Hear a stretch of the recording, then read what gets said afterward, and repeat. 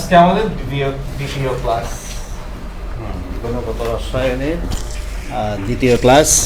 অনলাইনে থাকলে একটা সুবিধা, তুমি মনে করো সরাসরি ক্লাস করলে না বুঝলে বাসায় গিয়ে আবার ক্লাসটা দেখার সুযোগ আছে। কোনো প্রশ্ন থাকলে মেসেঞ্জারে পাঠাতে পারবে।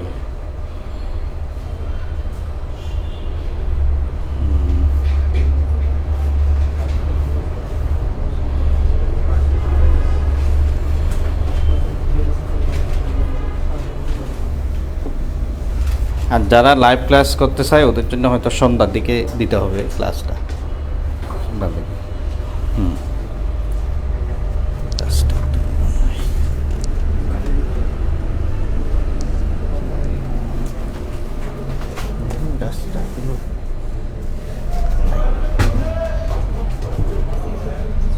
আচ্ছা, গত ক্লাসে আমরা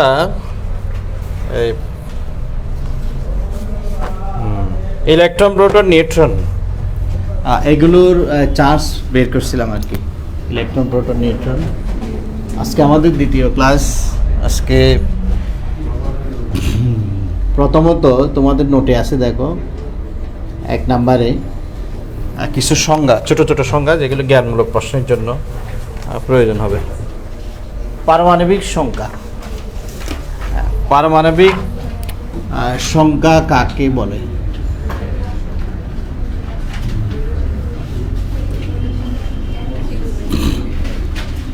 যেহেতু এগুলো নোটে আছে, আমাদের এগুলো তাড়াতাড়ি শেষ হয়ে যাবে, এগুলো লিখে দিতে হবে না, সবাই জানি। কিন্তু ভাইভাতে যখন জিজ্ঞেস করে তখন একটু নার্ভাস হয়ে যাই। হঠাৎ করে জিজ্ঞেস করে যে সোডিয়ামের পারমাণবিক সংখ্যা 11 কেন? অনেকে কিন্তু থতমত গিয়ে যায়, কী ব্যাপার, সোডিয়ামের 11 কেন? এটা তো চিন্তা করি নাই, এটা সিরিয়ালি 11, মেধা তালিকা 11 এরকম মনে হয়। কিন্তু আসলে মূল ঘটনাটা হচ্ছে তার নিউক্লিয়াসে 11টা প্রোটন আছে, তাই পারমাণবিক সংখ্যা হচ্ছে প্রোটন সংখ্যা। পারমাণবিক সংখ্যা মানে হচ্ছে প্রোটন সংখ্যা। প্রোটন সংখ্যাকে পারমাণবিক সংখ্যা বলে, এটাকে জেড দিয়ে প্রকাশ করা হয়। তারপর ভর সংখ্যা। ভর সংখ্যা হচ্ছে তো সমস্ত ভর, পরমাণুর সমস্ত ভর। রাদারফোর্ডের মডেল যখন পড়াবো দেখবে, সমস্ত ভর নিউক্লিয়াসে। নিউক্লিয়াসে থাকে কে কে? প্রোটন প্লাস নিউট্রন সংখ্যা। তাহলে ভর সংখ্যাটা হচ্ছে প্রোটন আর নিউট্রনের সমষ্টি। এটাই। এখন আমি একটা নমুনা উদাহরণ দিচ্ছি, যেখান থেকে অবজেক্টিভও আসতে পারে। এই যে মনে করো কপার নিলাম, কপার 2+, কপার এখানে দিলাম 63। এখান থেকে বলতে হবে এখানে প্রোটন কয়টা, নিউট্রন কয়টা, তারপর ভর কত এবং ইলেকট্রন কয়টা। এগুলো তো মনে হয় আমাদের জানা আছে সবার, যে এখানে প্রোটন কয়টা, নিউট্রন, ভর কয়টা বলতে পারবো না। প্রোটন, এখানে প্রোটন হচ্ছে, এটা যদিও বা লিখে নাই, কিন্তু এটা তো আমাদের মুখস্থ আছে 1 থেকে 29 পর্যন্ত। এই সিস্টেমটা আমরা শিখবো কীভাবে পারমাণবিক সংখ্যাগুলো বের করতে হয়। যদিও বা যারা ফার্স্ট চ্যাপ্টার পড়ছে ওরা অবশ্যই জানে। এই যে 29টা প্রোটন। নিউট্রন কত হবে? এটা থেকে এটা বিয়োগ করো, 34 না? 34টা নিউট্রন। ভর কত? হ্যাঁ, ভরটা দেখা যাচ্ছে 63। ইলেকট্রন, হ্যাঁ 27টা। আর 2টা ইলেকট্রন ত্যাগ করছে। তাহলে এই একটার মধ্যে 4টা ইনফরমেশন আছে। এগুলোর ভিত্তিতে 3টা সংজ্ঞা প্রচলন আছে। এক হচ্ছে আইসোটোপ, আইসোবার, আইসোটোন, যেগুলো তোমার নোটে 3, 4, 5 3-এ আছে। দেখো আইসোটোপ, যেহেতু এগুলো নোটে আছে লেখে সমনষ্ট করার দরকার নেই। আইসোবার, আইসোটোন, এই 3টা সংজ্ঞা থেকে একটা প্রায় সময় আসে, অবজেক্টিভও আসে। আইসোটোপের ফ দিয়ে প্রোটন সংখ্যা সমান, নিউট্রন আর ভর সংখ্যা ভিন্ন হবে। এটা ভার মানে ভর, ভর সংখ্যা সমান, প্রোটন সংখ্যা ভিন্ন হবে, প্রোটন আর নিউট্রন। আর এটা দন্ত ন, নিউট্রন সংখ্যা সমান হবে, প্রোটন এবং বর ভিন্ন হবে। তো এদেরকে এক নজরে মনে রাখার জন্য আমরা একটা তালিকা লিখে দিচ্ছি, যেখান থেকে তুমি বুঝতে পারবে। আমি এখানে কিছু উদাহরণ দিই আইসোটোপগুলো। এই যে দেখো, এরা পরস্পরের আইসোটোপ। আর আইসোবারগুলো কীরকম দেখো, এই যে বর সেম, বর একই। আর আইসোটোনগুলো কীরকম দেখো,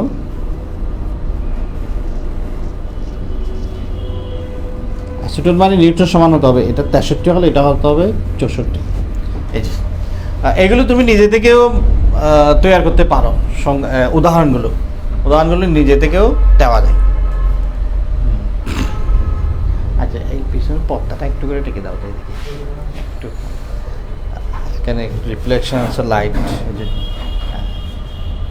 ঠিক আছে, ঠিক আছে, অতটুকু দিলে হবে। আচ্ছা দেখো, এবার একটা পার্থক্য বলো তো আইসোটোপ আর আইসোবারের। পার্থক্য তো প্রথমত সংজ্ঞাটা একটা পার্থক্য। আরেকটা পার্থক্য কি দেওয়া যায়, আইসোটোপগুলোর মধ্যে একটা বিশেষত্ব আছে, একই মৌলের পরমাণু। আইসোটোপগুলো কিন্তু একই মৌলের পরমাণু, এই যে দুইটা হাইড্রোজেন। কিন্তু আইসোবারগুলো কিন্তু ভিন্ন মৌলের পরমাণু। কারণ এই যে ইলেকট্রন, প্রোটন, নিউট্রন, এদের মধ্যে কোনটা মৌলিক, সেটা হচ্ছে প্রোটন। প্রোটন কিন্তু মৌলিক সংখ্যা। কীরকম মৌলিক মানে কি, যেটা শুধু একজনেরই হয় আর কারো হয় না। যেমন একটা প্রোটন শুধু হাইড্রোজেনের থাকে যায়, আর কারো কিন্তু থাকে না। কিন্তু ভর এগুলো চেঞ্জ হতে পারে, এটা 61, 62, 63, 64, 65 বিভিন্ন হতে পারে। কিন্তু এটার কারণে কিন্তু কপারের পরিবর্তন হবে না। কপার পরিবর্তন হয়ে যাবে যদি 29-এর জায়গায় 30 হয়। প্রোটন সংখ্যাটা হচ্ছে মৌলিক, এই জন্য এটা যেহেতু প্রোটন সংখ্যা সমান থাকে, এরা একই মৌলের পরমাণু হবে। কারণ প্রোটন দিয়েই তো মৌলগুলোকে চিহ্নিত করা হয়, বর বা ইলেকট্রন দিয়ে না। কারণ বর কিন্তু পরিবর্তন হতে পারে, বিভিন্ন বর থাকতে পারে, বিভিন্ন নিউট্রন থাকতে পারে, কিন্তু প্রোটন কখনো বিভিন্ন হতে পারে না। হাইড্রোজেনের প্রোটন সবসময় 1, কপারের প্রোটন সবসময় 29, জিঙ্কের প্রোটন সবসময় 30। আমরা আরও এক জোড়া উদাহরণ নিচ্ছি। যেমন তোমার এই আইসোটোপ অক্সিজেনও নিতে পারি। অক্সিজেন এই যে 16, 17 পরস্পর আইসোটোপ, কারণ 8 প্রোটন সংখ্যা সমান। তো আইসোবার তুমি নিজে থেকে কিন্তু তৈরি করতে পারো। যেমন আমি তোমাকে বললাম যে এটার একটা আইসোবার তৈরি করো, এটার একটা আইসোবার লিখো, বা অবজেক্টিভ আসতে পারে এটার আইসোবার কোনটি। এবং তুমি নিজেও কিন্তু উদাহরণ তৈরি করতে পারো আইসোবারের। আইসোটোপের উদাহরণ তৈরি করা তো একদম সিম্পল ব্যাপার, একই মৌলের আরেকটা পরমাণু লিখে দিলে হচ্ছে, বর ভিন্ন রেখে। আইসোবার কীভাবে তৈরি করবো, সিলিকনের পাশাপাশি একটা পরমাণু নেবে, মনে করেন সিলিকনের পরে ফসফরাস, জাস্ট এখানে 28 বসাই দেবে, হয়ে গেছে আইসোবার। পাশাপাশি আবার একটা সিলিকন 14, একটা 4 নম্বর মৌল নিলে হবে না, এদের কাছাকাছি থাকতে হবে। এই যে 29, 30, কারণ এদের বর বিভিন্ন হতে পারে, 26, 27, 28 যেটা আছে। যেমন ফসফরাস সাধারণত 30 বা 31, এটার আশেপাশে 5-6টা হতে পারে আরও। সুতরাং এই যে বর সমান। তারপর আইসোটোনের ক্ষেত্রেও তুমি এই যে তোমাকে বললো যে এটা দিয়ে একটা আইসোটোন তৈরি করো, তুমি মনে করো ফসফরাস নিলে, উপরে কত দিতে হবে, উপরে কত লিখলে এটা আইসোটোন হয়ে যাবে, জাস্ট 29 লিখলে, এভাবেই। তাই এইগুলো নিজেই তৈরি করা যায়, আইসোবার। খেয়াল রাখবে যে আইসোবার হলে বরগুলো সমান থাকবে উপরের, আইসোটোন হলে তোমার বিয়োগফলটা, এই যে 28 থেকে 14 গেলে 14, 29 থেকে 15 গেলে কত 14, এই যে বর মানে নিউট্রন সমান হবে। এই হচ্ছে মোটামুটি আমাদের অবজেক্টিভে যদি দেয় যে এটার আইসোটোপ কোনটি, এটার আইসোবার কোনটি, এভাবে। যেমন আমি একটা দিচ্ছি, এই ধরনের একটা নমুনা প্রশ্ন।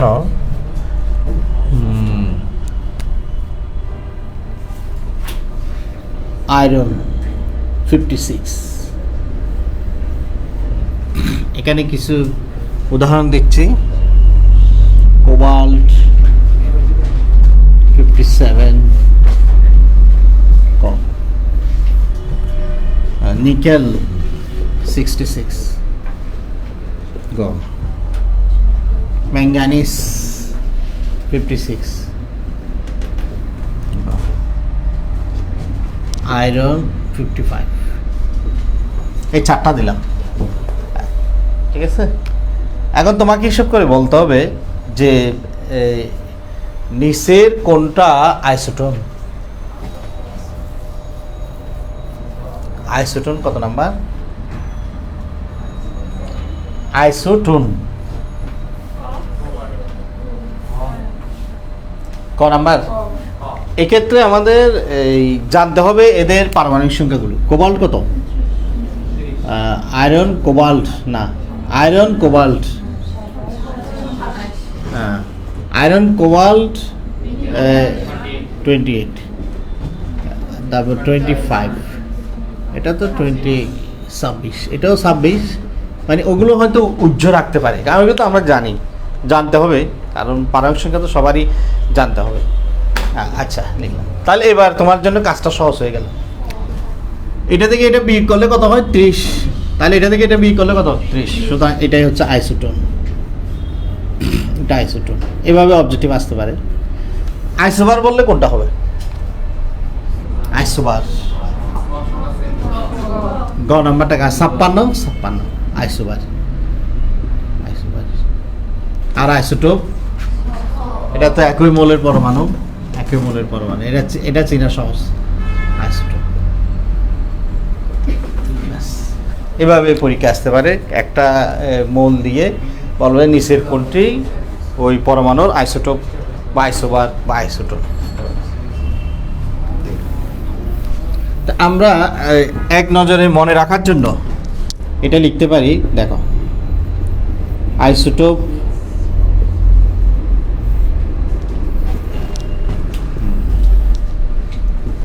আইসোবার আইসোটোন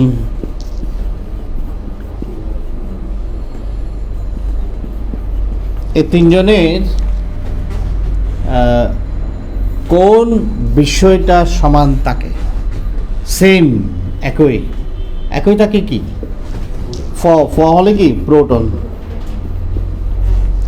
বর নিউট্রন। আর ভিন্ন থাকে কি? ভিন্ন থাকে দুজন, প্রোটন বাদে আর কি আছে? বর ও নিউট্রন। বাকি দুইটা কিন্তু ভিন্ন হবে। একটা সেম হলে বাকি দুইটা ভিন্ন হতে হবে। বর, এটা প্রোটন ও নিউট্রন।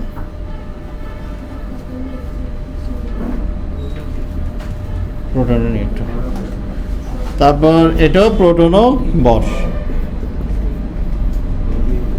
তবে প্রথমটা লিখলেই চলে, দ্বিতীয়টা না লিখলেও হয়। উদাহরণ দেখতে পারো এবার উদাহরণে। আমি উচ্চতর মৌল লিখছি, যেমন ক্যালসিয়াম। ক্যালসিয়ামের এটা মনে করো 40, এটা মনে করো 41, 40-41, এটা নিয়ে এলাম কাছাকাছি। তারপর আইসোবারও আমরা ক্যালসিয়াম দিয়ে দেখাতে পারি 40, মনে করো পটাশিয়াম বা ক্যালসিয়াম, যেহেতু ক্যালসিয়াম নিয়েছি সব ক্যালসিয়াম দিয়ে দেখাবো। কাছাকাছি একটা নেবে, কাছাকাছি, এই যে 20-21। তারপর এই আইসোটোন, তাও ক্যালসিয়াম দিয়ে দেখাবো আমরা। স্ক্যান্ডিয়াম নিবে, কিন্তু এটা 21 হলে এটা কত হবে? 41। এই যে এভাবে তৈরি করা যায়, এটা কোনো ব্যাপার না। সুতরাং আইসোটোপ, আইসোবার, আইসোটোন নিয়ে আর কোনো টেনশন নেই, আমরা পারবো মুহূর্তের মধ্যে যে কোনো প্রশ্ন উত্তর দিতে। তবে আইসোটোপ সম্পর্কে ছোট্ট দুইটা ইনফরমেশন। প্রথমত, এই আইসোটোপটা কে আবিষ্কার করেন? 1919 খ্রিস্টাব্দে বিজ্ঞানী অ্যাস্ট্রন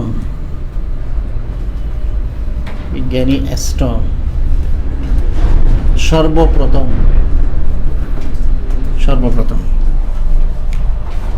নিয়নের দুইটা আইসোটোপ আবিষ্কার করে, নিয়নের দুইটি আইসোটোপ,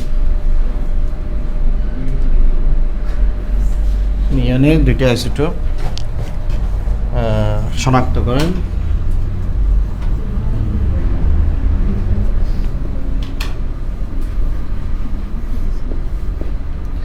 সেগুলো হচ্ছে নিয়ন 20 ও নিয়ন 22। প্রকৃতিতে অর্থাৎ প্রাকৃতিকভাবে, কৃত্রিমভাবে তো যে কোনো মৌলের আইসোটোপ তৈরি করা যায়, কৃত্রিমভাবে যে কোনো, যেমন এখন 118 নম্বর মৌল যে আবিষ্কার করছে এটা তো কৃত্রিমভাবে তৈরি করছে, এগুলো প্রকৃতিতে পাওয়া যায় না। প্রকৃতিতে সোডিয়াম আর গোল্ডের কোনো আইসোটোপ এখনো পাওয়া যায় না।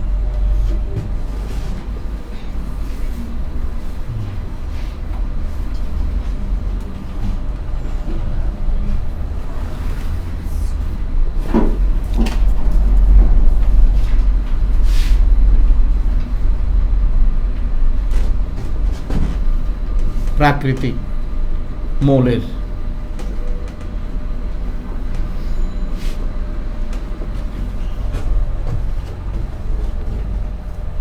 একাধিক আইসোটোপ আছে, এগুলো অবজেক্টিভে লাগবে আমাদের, বাইবাতেও লাগবে, ইয়াতে ভর্তি পরীক্ষায় আইসোটোপ আছে।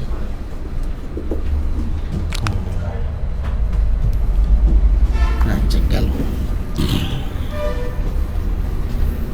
এবার আমরা রাদারফোর্ডের আলফা কণা পরীক্ষা।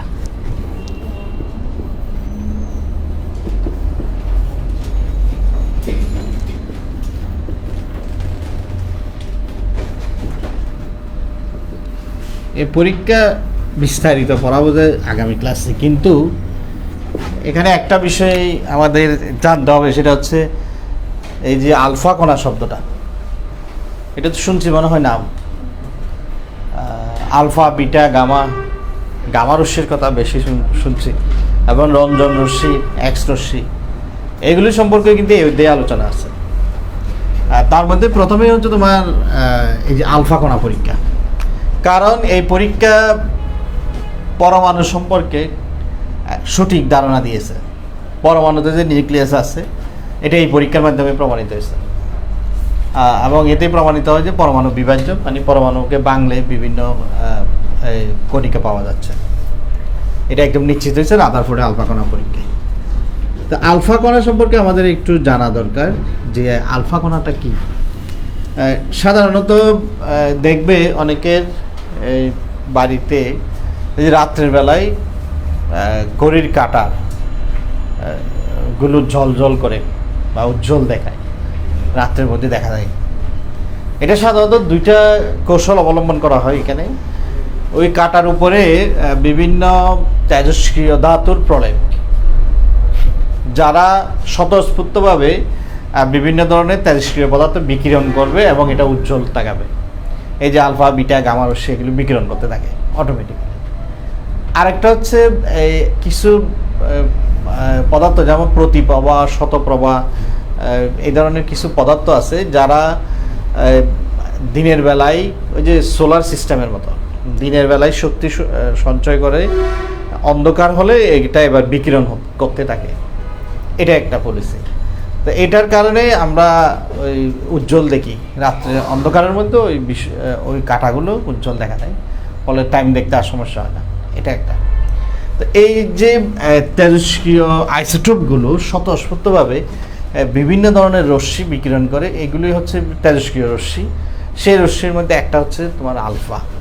তো আলফা বলতে এটাকে এভাবেই লেখা হয়, এটা হচ্ছে আলফা কণা। আর বিটা হচ্ছে এরকম, এটা হচ্ছে বিটা কণা। গামা রশ্মির কিন্তু কোনো বর নেই, চার্জ নেই, তাই গামাকে গামা দিয়ে প্রকাশ করায়। এর বাইরে কিন্তু আরও কিছু রশ্মি আমাদের চিনে রাখতে হয়, যেমন প্রোটনও নির্গত হয়। প্রোটনটা হচ্ছে এরকম। তারপর পজিট্রনটা হচ্ছে এরকম। নিউট্রন হচ্ছে এরকম। Alpha, beta, proton, positron, neutron.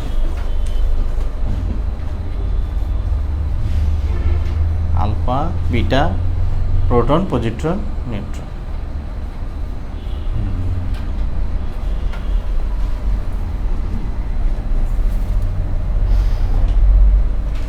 এই রশ্মিগুলো স্বতঃস্ফূর্তভাবে বিকিরণ হয়। এগুলোর বিকিরণের ফলে কি ধরনের পরিবর্তন আসে আমরা একটু দেখি। নিউক্লিয়াসের কী ধরনের পরিবর্তন হয় এগুলোর বিকিরণের ফলে? নিউক্লিয়াসের কী ধরনের পরিবর্তন আসে একটু দেখতে চাই। এর আধার পরে আলফা কণা পরীক্ষা।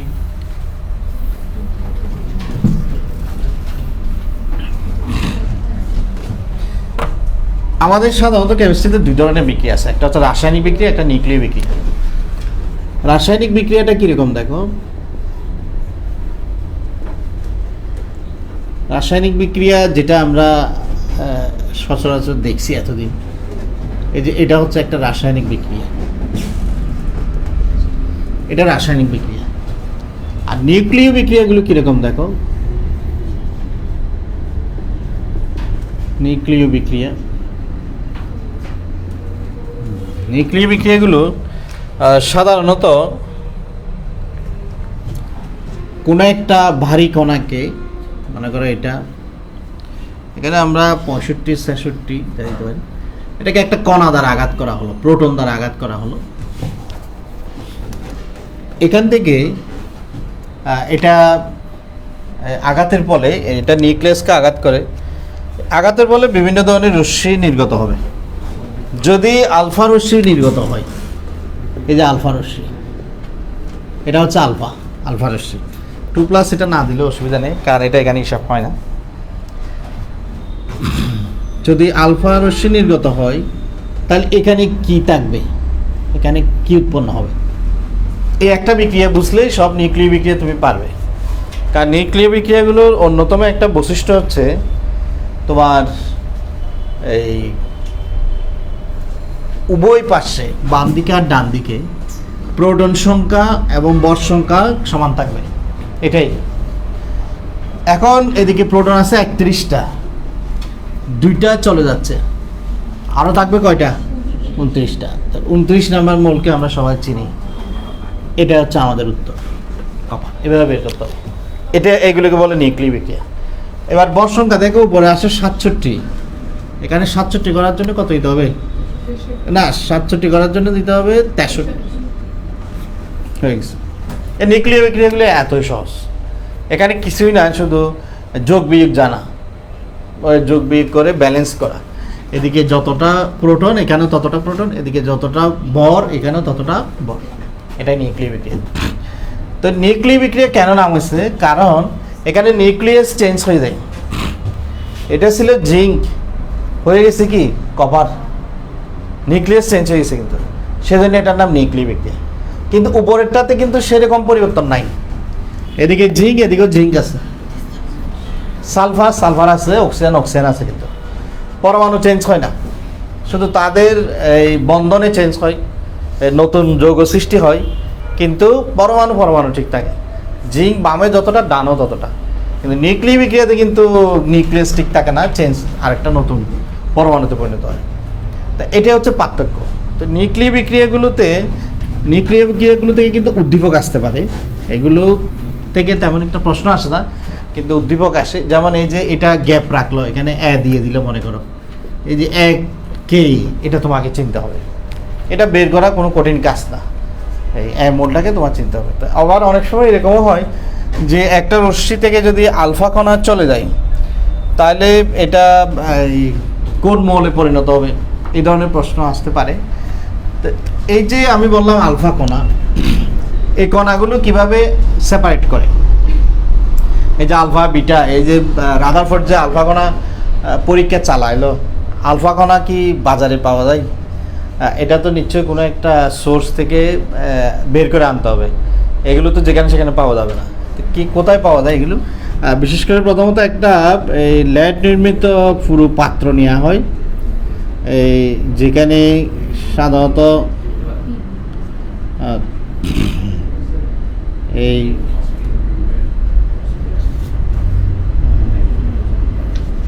কণাগুলো রাখা হয়, এই মনে করে এখানের মধ্যে সেটা আছে।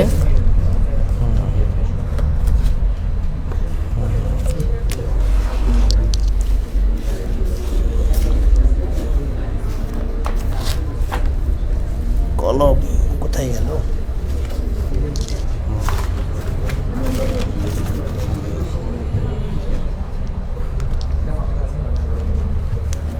এই মনে করো এখান থেকে বিভিন্ন তেজস্ক্রিয় রশ্মি নির্গত হচ্ছে। এটা একটা তেজস্ক্রিয় আইসোটোপ, এখান থেকে বিভিন্ন ধরনের তেজস্ক্রিয় রশ্মি নির্গত হচ্ছে। এখন আমার এখান থেকে আলফা বিটা গামাকে আইসোলেট করতে হবে, আলাদা করে ফেলতে হবে। এটার জন্য যেটা করা হয়, মনে করো এইদিকে রাখা হয় উচ্চ ক্ষমতা সম্পন্ন পজিটিভ চার্জ, বৈদ্যুতিক চার্জ, আর এদিকে রাখা হয় উচ্চ ক্ষমতা সম্পন্ন নেগেটিভ চার্জ। এখন দেখো কিভাবে আলাদা হয়ে যাবে।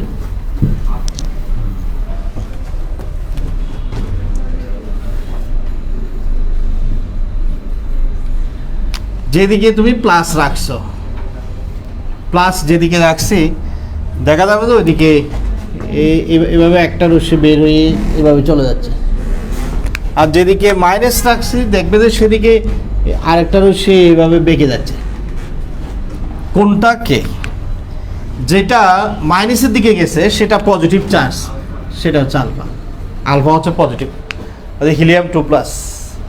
যেটা প্লাসের দিকে গেছে সেটা হচ্ছে তোমার মাইনাস হচ্ছে বিটা। আর যেটা সোজা চলে যায় সেটা হচ্ছে গামা। যেটা সোজা চলে যায়, গামার কোনো প্লাস মাইনাস নাই, পজিটিভ নেগেটিভ নাই। এভাবে মূলত আলাদা করে ফেলতে পারি আমরা বিভিন্ন রশ্মিকে। এখন ওই রাদারফোর্ড এরকম একটা রশ্মি থেকে এই আলফা কোণা আলাদা করে সেটা শূন্যপাতের উপর ফেলেন, পরীক্ষাটা চালান। তো এই যে আলফা কোণা চলে যাচ্ছে, আলফা বিটা গামা চলে যাচ্ছে, এর ফলে এই নিউক্লিয়াসটার কী পরিবর্তন ঘটে সেটা একটু আমরা দেখি। অর্থাৎ একটা নিউক্লিয়াস থেকে যদি এভাবে আলফা বিটা গামা চলে যায়, এটার কি পরিবর্তন ঘটে? এটা না লিখলে চলবে, তোমাদের লাগবে এর পরেরটা। যেমন দেখো আমি একটা থেকে আলফা কণা বের করে দিচ্ছি 9, 21।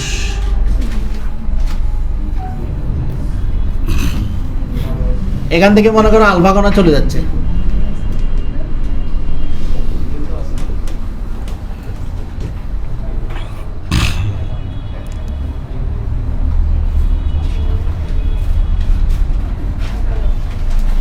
এখান থেকে মনে করো বিটা কণা চলে যাচ্ছে। এগুলো লিখতে হবে না, এগুলো দরকার নেই, এটাই লাগবে আমাদের। এখান থেকে মনে করো বিটা কণা চলে যাচ্ছে, কি উৎপন্ন হবে? এখানে আমরা খালি রাখলাম, এটা দিলাম, এটা দিলাম বি। বলতে পারবে কোনটা কে? এ মূলটার নাম কি, বি মূলটার নাম কি?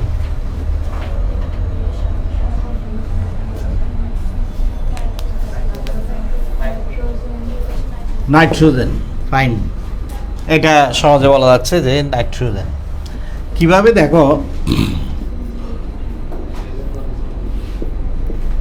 এই যে আলফা কণা চলে যাচ্ছে, এটাই তো আলফা কণা। এখানে 9, কত দিলে 9 হবে? 7 দিয়ে 9, সুতরাং নিঃসন্দেহে এটা নাইট্রোজেন। উপরেরটা যা হবে হোক, ওইটা আমাদের মাথা ব্যথা না, আসল হচ্ছে এটা 7 হচ্ছে নাইট্রোজেন। ঠিক আছে, এভাবে তুমি বের করে ফেলতে পারবে এটা কি।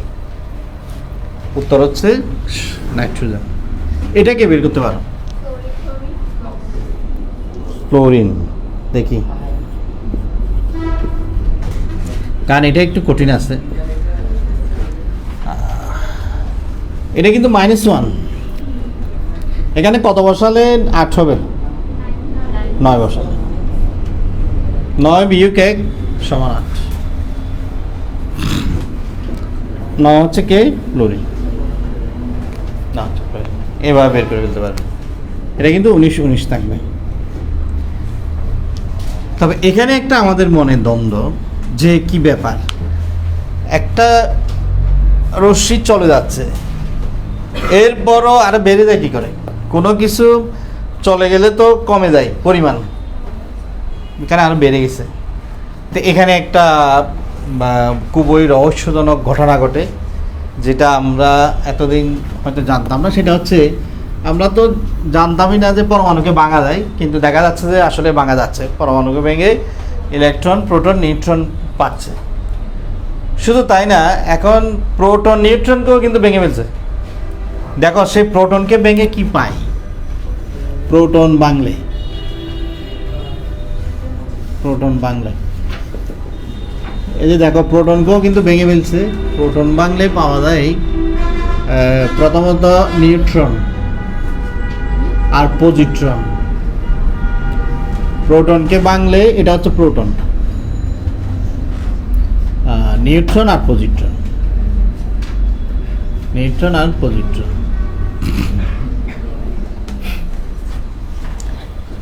আরেকটা হচ্ছে নিউট্রন ভাঙলে, এগুলো তো সাধারণত কেউ পড়ায় না, কারণ এগুলো অনেকের কাছে খুবই কঠিন মনে হয়। তা এগুলো তোমাদের গাবড়ে দেওয়ার কোনো দরকার নাই, এগুলো দেখে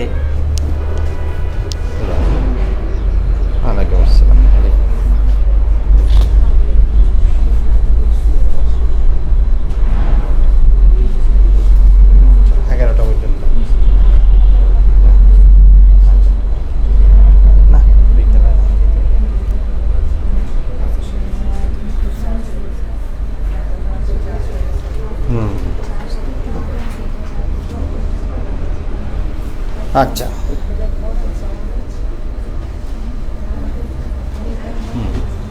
দেখি এবার নিউট্রন ভাঙলে কি কি পাই বের করছো? নিউট্রন ভাঙলে কি কি পাই বের করে ফেলে দেখি।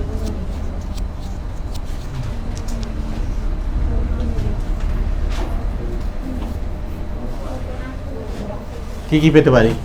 এখানে এমন কিছু লিখতে হবে যাতে এটা হয়, যেমন এটা উপরে 1 নিচেও 1 মিলে গেছে।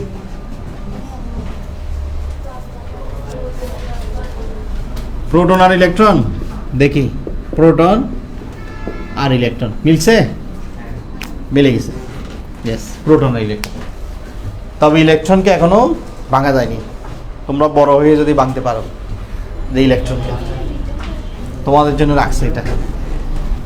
তাহলে নিউট্রনকেও ভাঙা যায়, নিউট্রন ভেঙে প্রোটন আর ইলেকট্রন পাওয়া যায়, কিন্তু নিউট্রন ভেঙে এখানে সেটাই ঘটছে। এখানে কিন্তু তোমার এই নিউট্রন অনেক বেশি, 11টা নিউট্রন, প্রোটন তো 8টা। একটা নিউট্রন ভেঙে দেয়, যে কোনো একটা নিউট্রন ভাঙবে, নিউট্রন ভাঙবে। নিউট্রন ভাঙলে ভর কমে, আর নিউট্রনটা তো ভরের মধ্যে। নিউট্রন ভাঙলে কিন্তু ভর কমে যায়, প্রোটন কমবে না, কারণ প্রোটন তো ভাঙে না, নিউট্রন ভাঙছে। একটা নিউট্রন কমে যাওয়া মানে একটা ভর কমে যাওয়া, 18। এখন কমে প্রোটন হচ্ছে, যখন প্রোটন হয়, প্রোটন যখন হয়, এই যে প্রোটন, প্রোটন হলে কিন্তু প্রোটন একটা তো বাড়বেই। 8টা ছিল, 8-8-এর সাথে যোগ হবে না, প্রোটন একটা বাড়বে 9। প্রোটন বাড়লে কিন্তু বড় বেড়ে যায়, বড় এখানে 18 ছিল না, 18-এর সাথে 1 যোগ হবে 19। বোঝা গেছে? নিউট্রন ভেঙে, নিউট্রন ভেঙে প্রোটন, প্রোটনটা এখানে যোগ হয়ে গেছে। 8-এর সাথে 1 যোগ 9, 18-এর সাথে 1 যোগ 19, আর ইলেকট্রনটা বিটা রশ্মি হিসেবে বের হয়ে যাবে, এটা বের হয়ে যাবে। এটাই হচ্ছে রহস্য কোনো কিছু নিউট্রন ভাঙলে। কিন্তু আমরা এত জটিল চিন্তা করব না, আমাদের চিন্তাটা হবে সরল যোগ বিয়োগ করে যা পায়। কীরকম? যেমন আরেকটা নমুনা দেখাচ্ছি। আমাদের এত এভাবে কি ভাঙছে, কি উৎপন্ন হচ্ছে, সেগুলো আমাদের দেখার বিষয় না। আমরা দেখবো যে উভয় দিকে তোমার যোগ বিয়োগটা ঠিক থাকলেই সব ঠিক। যেমন আমরা আরেকটা বিক্রিয়া নিই, এই যে বিক্রিয়াগুলো আমরা লিখলাম, এই যে নিউক্লিয়ার বিক্রিয়াগুলো এগুলো, এই যে দেখো সূর্যের মধ্যে যে বিক্রিয়াটা হয়,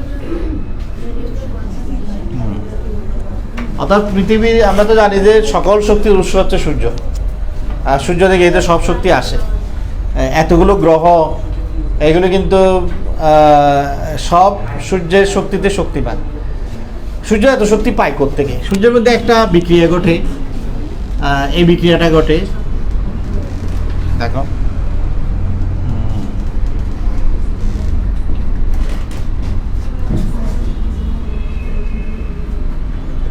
বিপুল শক্তি, প্রচুর শক্তি। এই বিক্রিয়াটার নাম হচ্ছে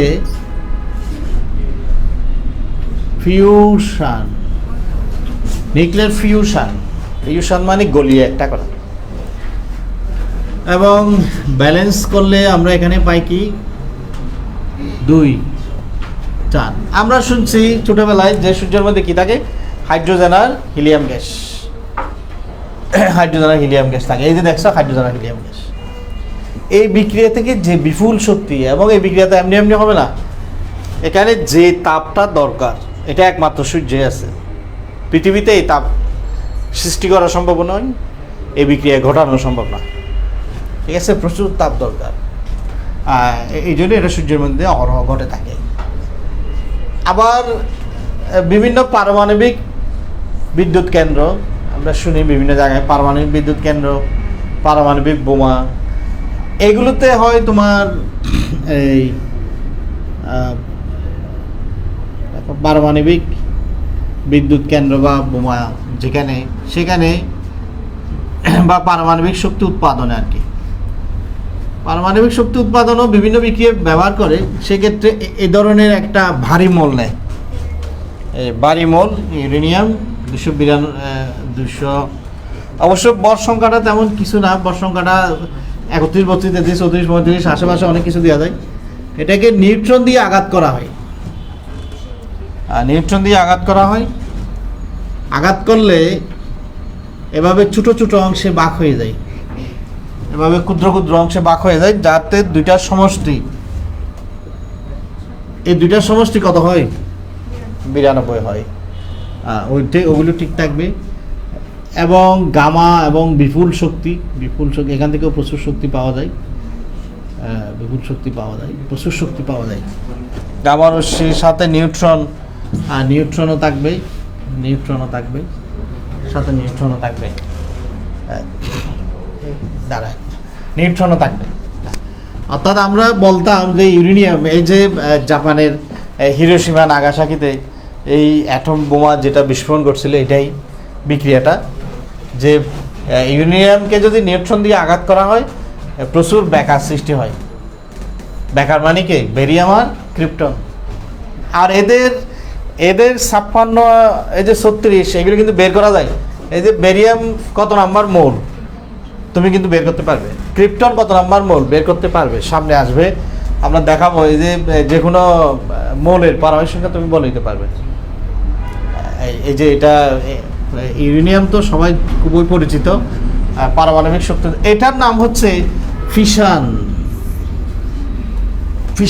ফিশন মানে ভেঙে টুকরা টুকরা করে ফেলা, ফিশন। আর ফিউশন হচ্ছে গলিয়ে একটা, ফিউশন হচ্ছে গলন, ফিশন মানে হচ্ছে টুকরা টুকরা করে দেওয়া, মানে একাধিক ভেঙে। এই যে এইগুলোতে এত বেশি শক্তি, অপরন্ত শক্তি। আমরা যদি একটা বড় এই পারমাণবিক বিদ্যুৎ কেন্দ্র, কারণ একসময় তো এই যে দেখতে পাচ্ছ তেল গ্যাস নিয়ে যা অবস্থা, একসময় এগুলো শেষ হয়ে যাবে। আমাদের বিকল্প হচ্ছে এটা, কারণ এরকম একটা বিদ্যুৎ কেন্দ্র যদি তুমি বসাতে পারো, বাংলাদেশের চাহিদা মিটিয়ে আরও উদ্বৃত্ত থাকবে। যেমন বাংলাদেশে 20,000 মেগাওয়াট হলে এনাফ, 20,000 মেগাওয়াটও লাগে না। আর এগুলো এক একটা বিদ্যুৎ কেন্দ্র থেকে কিন্তু 30, 40, 50,000 মেগাওয়াট পর্যন্ত বিদ্যুৎ উৎপাদন করা যায়, যেগুলো জাপানের মধ্যে আছে। তবে এগুলো কিন্তু রিস্কি, এগুলো যে কোনো সময় দুর্ঘটনা ঘটে তেজস্ক্রিয়তা ছড়াই পড়তে পারে, এটাই হচ্ছে রিস্ক। তাই এগুলোর ব্যবস্থাপনা অত্যন্ত দক্ষ হতে হবে। এবং আমাদের বুয়েটের প্রায় 50 জন স্টুডেন্টকে রাশিয়াতে পাঠাইছে এই নিউক্লিয়ার কেমিস্ট্রি নিয়ে, যাতে এই রূপপুর পারমাণবিক যে বিদ্যুৎ কেন্দ্রটা হচ্ছে রূপপুরে, এটা যাতেই ওরা চালাতে পারে বা ব্যবস্থাপনা করতে পারে, বুঝতে পারছো তো? কারণ রাশিয়ার সহযোগিতা হচ্ছে এটা। এই হচ্ছে আমাদের মোটামুটি এই যে রাসায়নিক বিক্রিয়া তো ছোটোখাটো বিষয়, এইগুলো হচ্ছে অনেক বড়। তবে আমাদের এইগুলো নিয়ে তেমন টেনশন করতে হবে না। তোমাদের 3টা বাড়ির কাজ দিচ্ছি, দেখি এগুলো করে আনতে পারে কিনা। 3টা SW একটু লিখে নাও, এই দেখবে নিজেরা পারবে এগুলো।